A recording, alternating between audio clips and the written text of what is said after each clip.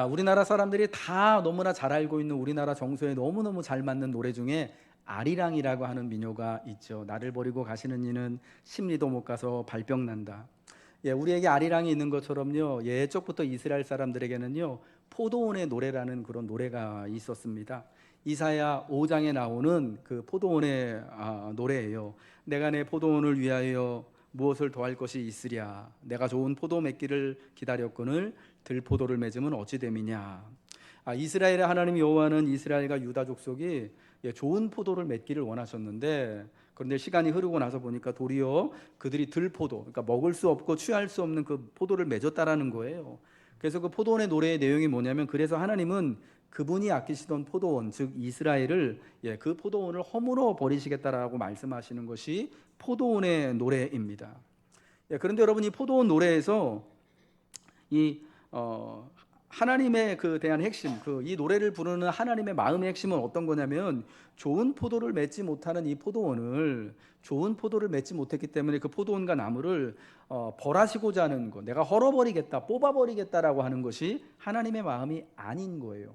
여러분, 노래라는 것은 참 희한해서 분명히 내가 헐어버리겠다, 뽑아버리겠다라고 노래하는데 그 마음은 그게 아니다라는 것을 노래하는 사람도 듣는 사람도 알 수가 있어요. 여러분, 제가 좀 전에 아리랑 잠깐 한 구절 했는데, 나를 버리고 가시는 이는 심리도 못 가서 발병 난다. 여러분, 옛적에 우리 할머님들 할아버님들이 이 아리랑 노래를 부를 때, 뭐 지금도 우리가 부를 때 정말 나를 버리고 가시는 그 사람이 심리도 못 가가지고 다리몽둥이가 막 부러지기를 바라는 그런 마음으로 여러분 그 노래를 부르는 게 아니잖아요. 가지 마세요, 다시 돌아오세요. 여러분, 이게 사실은 그 노래의 뜻이잖아요. 발병 나기를 바라는 그 마음이 제발 안 갔으면 좋겠고, 떠나지 않았으면 좋겠고, 가더라도 얼마 못 가서 다시 나한테 돌아왔으면 좋겠는 마음이 아리랑이라는 노래의 민요에 담겨 있는 것처럼, 이 포도원의 노래에 담겨진 하나님의 마음은 뭐냐면, 내가 이 좋은 포도를 맺기를 바랬는데 이 들포도를 맺은 이 포도원과 포도나무를 뽑아버릴 거야 라고 하는 그 마음의, 하나님의 마음의 이면에는, 야, 나는 너희가 정말 좋은 포도를 지금이라도 많이 맺었으면 좋겠어. 너희가 좋은 포도원이 되고 좋은 포도나무가 됐으면 좋겠어. 이게 하나님의 마음이다라는 거예요. 어떤 농부도 한 해 포도원 소출이, 한 해의 농작물의 그 수확이 좋지 못하다고 그 포도원을 혹은 논과 밭을 갈아 엎어버리고자 하지는 않습니다. 그런 마음이 들어도 이듬해 농사할 준비를 위해서 겨울을 나는 것이 농부예요. 하나님의 포도원으로 좋은 포도를 많이 맺기를 바라셨던 하나님은 이제 예수님을 믿음으로 인해 하나님의 자녀가 된 우리들이 성령의 풍성한 열매를 많이 맺기를 바라시는 거예요. 그 포도원의 노래를 너무나 잘 알고 계셨던 우리 예수님도요, 그 포도원의 노래를 또한 동시에 너무나 잘 알고 있는 그 당시의 유대인들, 이스라엘 백성들에게, 그리고 예수님의 제자들에게 요한복음 15장에서 나는 포도나무요 너희는 가지다, 우리 아버지는 포도원 농부다 라고 하는 포도원의 비유, 포도나무의 비유 이야기를 해주신 거예요. 거기서 이런 말씀하잖아요. 나는 포도나무요 너희는 가지라. 그가 내 안에, 내가 그 안에 거하면 사람이 열매를 많이 맺나니. 많은 열매를 맺기를 바라시는 예수님의 마음이 이전에 포도원의 노래를 하셨던 하나님의 마음과 같다라는 것을 볼 수가 있어요. 우리 갈라디아서 5장 22절 23절 우리가 본 본문의 말씀에도요, 오직 성령의 열매는 사랑과 희락과 화평과 오래 참음과 자비와 양선과 충성과 온유와 절제니 이 같은 것을 금지할 법이 없다라고 말씀하십니다. 그리고 갈라디아서 6장 7절과 8절에는 스스로 속이지 말라. 하나님은 업신여김을 받지 아니하시나니 사람이 무엇으로 심든지 그대로 거두리라 라고 말씀하시면서, 하나님은, 그리고 우리 예수님은요, 여전히 우리가 우리 삶에 풍성한 하나님의 은혜의 열매를, 특별히 성령의 열매를 성령을 따라 많이 맺기를 바라시고 축복하신다라는 거예요. 하나님은 우리가 성령의 열매를, 하나님의 은혜를 따라서 풍성히 거두시기를 바라고 말하십니다. 기뻐하십니다. 이제 이 가을 질문을 드리겠습니다. 여러분은 하나님이 바라시는 대로 성령의 열매를 풍성하게, 성령의 열매를 여러분 거두고 계시는 여러분의 가을을 맞이하고 계십니까? 여러분, 이제 이 가을에 우리가 결실하길 바라는 열매들이 여러분 어떤 것이겠습니까? 조금 있으면 이제 다음 주죠. 아이들 수학 능력 시험을 보는 자녀들이 공부한 만큼 또 성적이 잘 나와서 좋은 입시의 결과를 맺기를 바라는 우리 학생들과 부모님들이 계실 거예요. 내가 올해 손으로 수고한 모든 것들이 이제 그 내가 직장에서 또 준비한 프로젝트가 좋은 성과가 나서 연말에 상여금도 두둑히 받고 좀 진급도 하길 바라시는 그런 마음도 있으실 거예요. 수년 동안 또 준비한 아파트 청약, 이거 내가 좀 잘 또 당첨이 돼가지고 서울 근교에 좋은 곳에 내가 집을 잘 장만하기를 바라는, 그런 결실하기를 바라시는 마음도 있으실 거예요. 올해 정말 그 피땀 흘려가면서 수고하고 정말 어렵게 대출 끌어다가 준비한 사업이 이제 마침내 좀 길이 좀 열려가지고 이제 뭔가 좀 소득이 나고 이득이 나는 거를 바라실 거예요. 이런 열매들을 우리가 바라실 겁니다만, 그러나 무엇보다도요, 우리가 바라는, 믿는 우리들이 바라는 열매는 무엇이어야 하느냐? 하나님이 우리에게 보기를 바라시는 대로 좋은 포도를 맺기를, 좋은 성령의 열매를 맺기를 무엇보다도 우리는 하나님의 마음과 같이, 예수님의 마음과 같이 바라고 바라야 한다라는 것입니다. 여러분, 그렇다면 성령의 열매를 맺기 위하여서, 성령의 열매를 하나님이 기뻐하시는 것처럼 우리가 많이 맺기 위하여서 우리는 어떤 준비와 다짐이 있어야 하니까? 첫 번째로요, 우선 성령의 열매가 맺혀지기 위해서는요, 성령의 씨앗이 심겨져야 한다라는 것입니다. 따라하겠습니다. 성령의 씨앗이 심겨져야 합니다. 씨앗이 심겨질 때에 열매가 맺혀지게 되어지는 겁니다. 성령의 열매를 구하기 위해 우리는 가장 기초가 되는 원리부터 다시 한번 점검해야 합니다. 갈라디아서 6장 7절 말씀처럼 사람이 무엇으로 심든지 그대로 거두는 것입니다. 심는 것을 거둡니다. 성령의 씨앗이 심겨져야지 성령의 열매가 맺혀지는 거예요. 여러분, 그렇다면 우리가 이제 성령을 거두기 위해서 성령의 씨앗을 심어야 되는데, 이 성령의 씨앗은 무엇이냐? 성경은 그것이 바로 그리스도 예수의 복음이다라고 말씀하고 있습니다. 성령의 씨앗이 바로 예수님의 복음입니다. 갈라디아서 3장 1절과 2절의 말씀 우리 한번 읽겠습니다. 시작. 어리석도다 갈라디아 사람들아, 예수 그리스도께서 십자가에 못 박힌 것이 너희 눈에 밝히 보이거늘 누가 너희를 꾀더냐? 내가 너희에게 다만 이것을 알려하노니 너희가 성령을 받은 것이 율법의 행위로냐 혹은 듣고 믿음으로냐. 아멘. 갈라디아 교인들은 듣고 믿음으로, 그리스도 예수에 관한 말씀, 복음에 관한 말씀을 듣고 믿음으로 성령을 받았다라고 지금 사도가 말하고 있는 거예요. 성령은 그리스도 예수에 관한 복음의 소식을 듣고 믿을 때만 받을 수 있는 것이다라고 말씀하고 있는 겁니다. 갈라디아서의 성령이라고 하는 것은 하나님의 자녀가 된 징표인데, 하나님의 자녀가 된 징표가 듣고 믿음으로 받은 것이었다라고 말씀하고 있는 거예요. 그러므로 성령의 열매를 거두기 위해, 심는 대로 거두기 위해 맨 먼저 되어져야 할 일이 무엇이겠습니까? 성령의 씨앗, 즉 그리스도 예수의 복음의 소식을 듣는 것이 먼저여야 합니다. 듣고 믿는 일이 일어나야만, 그것도 하나님의 말씀, 복음의 말씀을 내가 수시로 많이 들을 때에만 열매를 많이 맺을 수 있는, 여러분, 그런 소망과 기대가 있는 것이지, 복음의 씨앗이 뿌려지지 않았는데, 씨앗도 뿌리지 않았는데 결실할 것을, 꽃을 보고 열매를 보기를 바라는 것은, 여러분, 어떤 사람도 그렇게 하지 않는다라는 겁니다. 성령의 열매를 맺기 위해서, 그것도 주님이 기대하시는 만큼, 또 여러분이 또 기대하는 만큼 최상급의 열매를 많이 맺어야 하기 위해서는 무엇보다도 복음에 대한 말씀, 이 성령의 씨앗을 우리 속에 많이 심겨야 한다라는 겁니다. 예수 그리스도의 복음, 주님의 말씀이 바로 성령의 씨앗입니다. 성령의 열매를 많이 맺기를 원하십니까? 여러분이 성령의 열매를 가득하고도 풍성히 맺으시기를 주님의 이름으로 축복합니다. 그러기 위해서는 우선 복음의 말씀을 우리가 들어야 하는 겁니다. 복음을 듣고 그리스도를 내 안에 모셔드려야만 하는 겁니다. 복음을 자주 들어야 하는 것입니다. 여러분, 씨앗을 많이 뿌릴 때 더 많은 열매를 거둬들이게 되는 거죠. 기대할 수 있는 것이죠. 열매가 사실은 결실하기 위해서는, 혹은 한 알이 떨어져 가지고 30배로 결실하기도 하고 60배로 결실하기도 하고 100배로 결실하기도 합니다. 근데 여러분, 그 한 알만 심어서야 되겠습니까? 우리 주님이 그 씨 뿌리는 자의 비유를 하실 때, 어떤 씨앗을 다 똑같이 뿌렸는데 어떤 씨앗은 길가밭에 뿌려져 가지고 열매를, 꽃도 피울 수 없게 되고, 저 가시떨기밭에 떨어지기도 하고 돌짝밭에 떨어지기도 하고 좋은 밭에 떨어지기도 하잖아요. 여러분, 여기서 우리가 알 수 있는 원리가 있어요.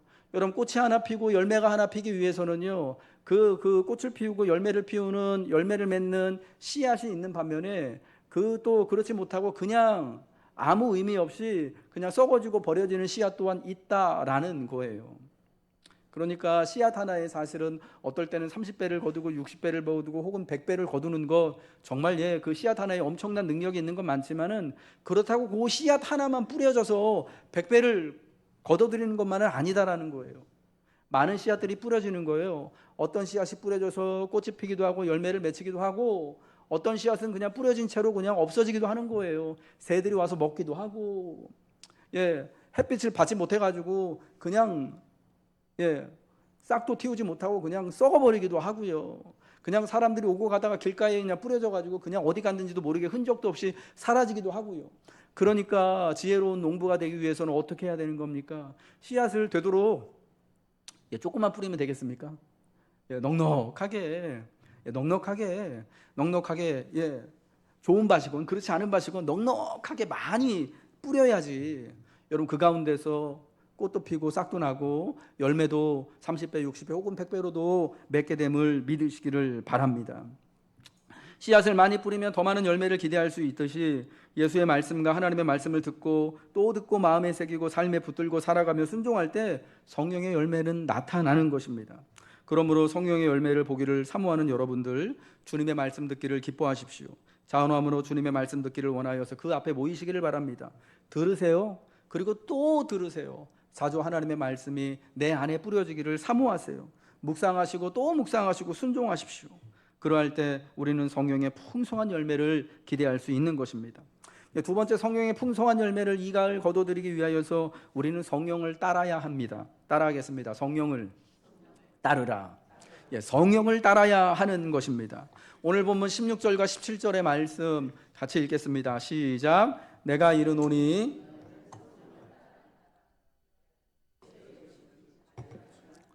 육체의 소욕은 성령을 거스르고 성령은 육체를 거스르나니 이 둘이 서로 대적함으로 너희가 원하는 것을 하지 못하게 하려 함이니라. 아멘.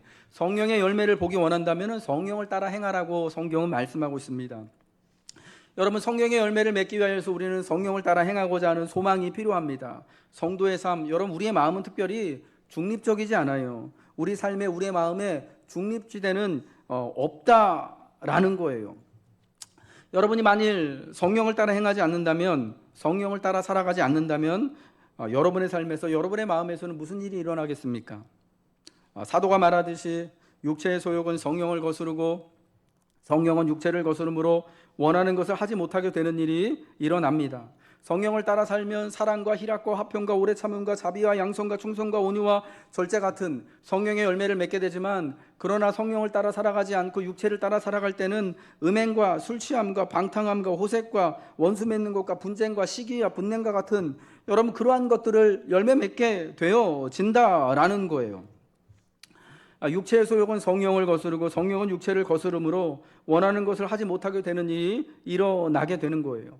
성령을 따라 살아가지 않는다면 육체의 소욕의 지배를, 육체의 그 탐심에 정욕의 지배를 당하게 됩니다. 여러분, 그 외에 다른 중립의 길은 없다라는 것을 우리는 꼭 기억해야 한다라는 겁니다. 저는 사실 오늘 이 갈라디아서 5장의 말씀을 보면서 사실은 굉장히 좀 충격적인 것을 하나 깨달은 게 있어요. 내가 원하는 대로 살기 위하여서는, 나의 소원하는 대로 살기 위해서는 정말 성령을 따라 살아가야 하는 거구나 라는 사실이에요. 사실 성령을 따라 살아가고 성령께 순종하면은 내가 원하는 대로 살지 못할 것 같잖아요.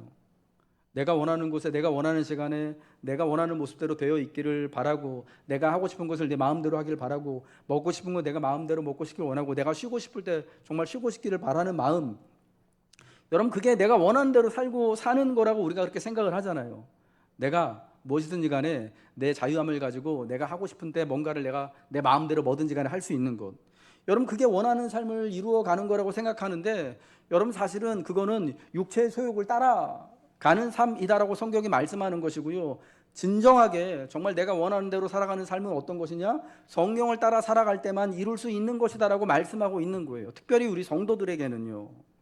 여러분 어떤 삶을 원하십니까? 여러분 정말 진심으로 마음 깊은 곳에서부터 여러분이 갈망하고 소망하는 삶은 어떤 삶입니까? 음행을 따라 살아가고, 호색하는 것을 따라 살아가고, 우상 숭배하는 것을 따라 살아가고, 주술, 진짜 말도 안 되는 것들 따라 살아가고, 원수 맺는 것을 따라 살아가고, 분쟁하고 당짓고 분열하고, 여러분 이단 따라 살아가고, 술 취함과 방탕함 따라 살아가는 여러분 이런 삶을 원하십니까? 아니면 사랑과 희락과 화평과 오래 참음과 온유와 자비와 양성과 충성과 온유와 절제와 같은 여러분 이런 삶을 여러분 마음 깊은 곳에서 원하십니까? 부자겠지요. 아마 뒤에 패스자 단어 안 들어가는 사람들이 아니라면 요즘에 하도 이상하고 이상한 진짜 뭐 그 상식적이지 않은 인간들이 많아가지고 그런지는 모르겠지만 정상적이고 그리고 또 하나님 앞에 신실한 성도들이라면 우리가 원하는 삶이요 너무나 분명한 거예요. 물론 그 우리가 원하는 삶에는 좀 육체가 좀 편안하고 좀 너그럽고 여유롭고 언제나 또 마음과 삶에 쉼을 얻고 내가 쉬고 싶을 때 쉬고 내가 또 내 시간에 또 자유롭게 뭔가 내가 하고 싶은 것들을 이렇게 마음껏 할 수 있는 그러면서도 삶에 정말 여유가 넘치는 물질적으로도 여유가 넘치는 그것이 다 원하는 삶이라고 할 것인데 여러분 그런 삶을 통해서 결국 드러내고 내가 정말 궁극적으로 바라보는 삶 뭡니까? 내가 사람들한테 사랑받고 싶잖아요. 인정받고 싶잖아요. 평안을 누리고 싶잖아요. 자유함을 누리고 싶잖아요. 안 그러세요? 네.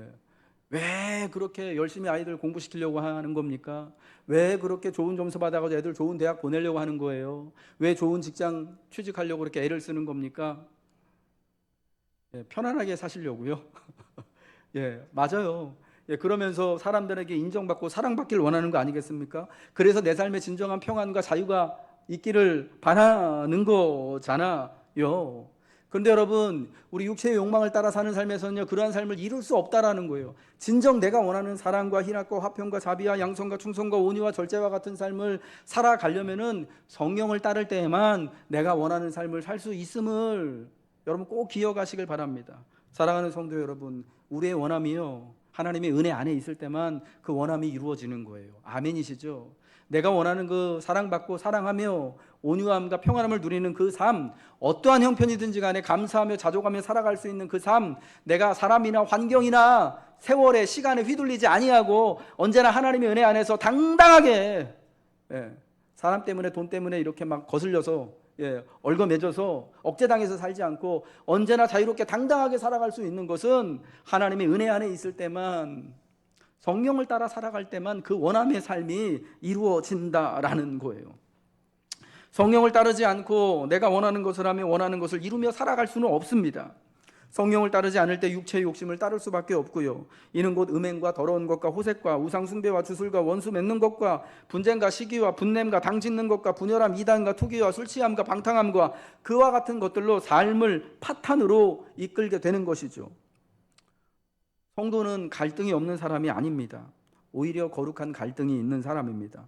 우리 안에 계신 성령께서 매 순간 내 안에 있는 또 다른 육체의 소욕과 늘 싸우고 있기 때문에 성도는 늘 갈등하는 겁니다.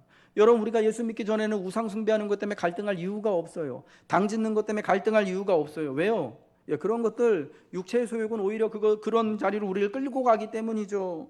그러나 예수 믿고 나서 성령이 내 안에 거하신 다음부터는요 그러한 일들이 갈등이 되는 거예요. 내가 우상 숭배하면 안 되는데, 더러운 것이나 호색하는 것이나 음행하는 것에, 원수 맺는 것에, 시기하는 것에, 내가 술 취함과 방탕함에 다다르는 것이 원함이 아닌데 하는 여러분 그런 깨달음이 있기 때문에요 계속 그 안에서 우리 안에 거룩한 갈등이 일어나게 되는 겁니다. 여러분의 삶을 살아가면서 여러분 믿음으로 인하여 삶 때문에 계속해서 거룩한 갈등이 많이 일어나고 계십니까? 그렇다면 여러분은 복받은 성령의 사람인 줄 믿으시기를 축복합니다. 여러분 갈등이 있다라는 것이요 우리가 삶을 치열하게 살아가는 증거이면서 또한 우리 안에 하나님이 계시다라는 또 다른 증거임을 꼭 기억하십시오. 그 거룩한 갈등 하나님이 이겨낼 수 있도록, 그 갈등을 뛰어넘어 평안과 화평함을 이룰 수 있도록, 은혜와 자유함을 이룰 수 있도록 성령께서 여러분을 이끌어 주실 것입니다. 오늘 본문 25절에요 만일 우리가 성령으로 살면 또한 성령으로 행할지니 라고 말씀합니다. 성령을 따라 행하라 라고 두 번 강조해서 말씀합니다. 16절에 한 번, 그리고 마지막 25절에 또 한 번. 성령을 따라 행하는 것이 우리가 성령의 열매를 맺는 길임을 두 번 강조하는 거예요. 행하다로 번역된 이 헬라어는요 군사용어라고 합니다. 열중시업 차려처럼 군사용어인데 군인이 정렬해서 명령을 기다리고 있다가 지휘관의 지시에 따라 움직일 때 사용하는 군사용어예요. 그러니까 돌격 앞으로 하고 똑같은 거죠.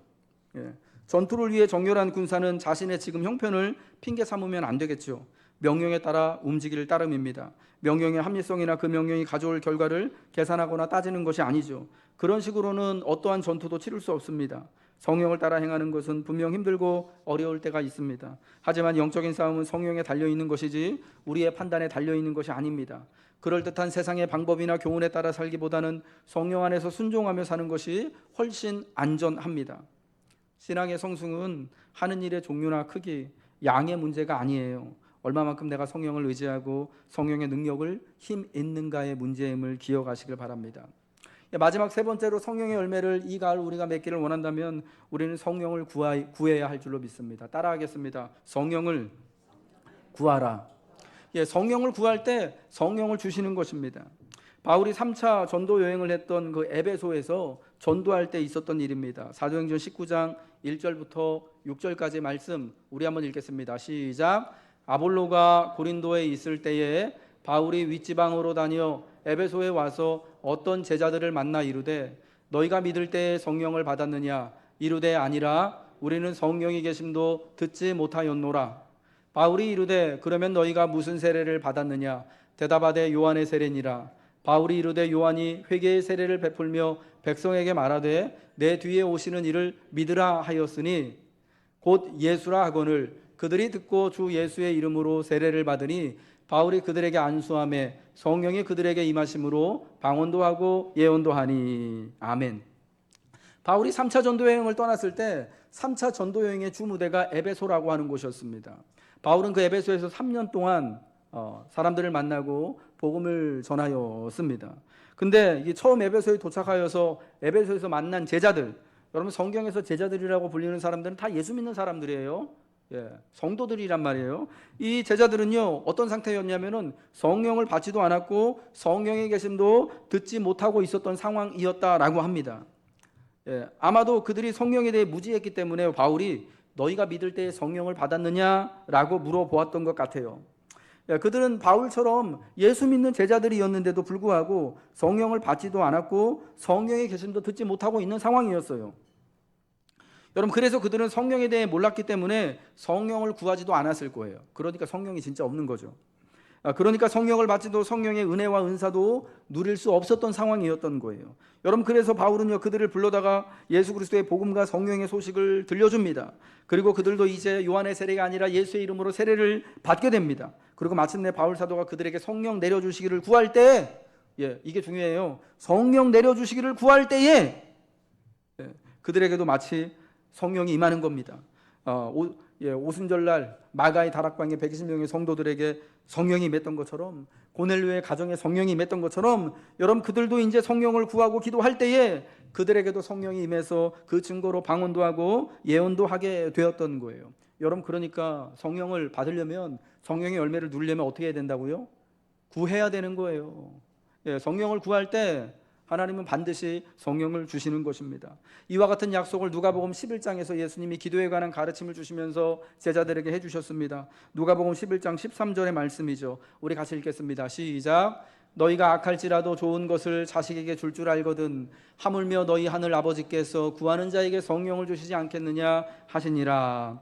예수님이요 구하는 이마다 받을 것이고 찾는 이가 찾아낼 것이고 두드리는 이에게 열릴 것이라 말씀하십니다. 그러면서 특별히 성령을 구할 것을 말씀하시면서 하나님께서도 너희에게 가장 좋은 것을 주기를 원하신다. 너희가 악할지라도 자녀에게 좋은 것을 주기를 바라는 것처럼 하나님도 구하는 너희에게 성령을 주실 것이다 라고 말씀하시는 거예요. 그러니까 하나님께서 믿는 이들에게 주실 가장 좋은 것이 성령임을 밝히신 거예요. 예수님의 말씀은 성령이 가장 좋은 것이라는 거예요. 예수님의 약속은 구하는 자에게 성령을 주신다라는 거예요.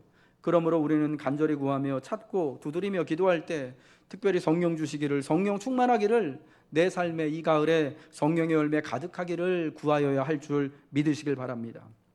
이제 말씀을 마치도록 하겠습니다. 사랑하는 성도 여러분, 여러분 인생의 이 가을 우리가 맺어야 할 인생의 열매는 성령의 열매여야 합니다.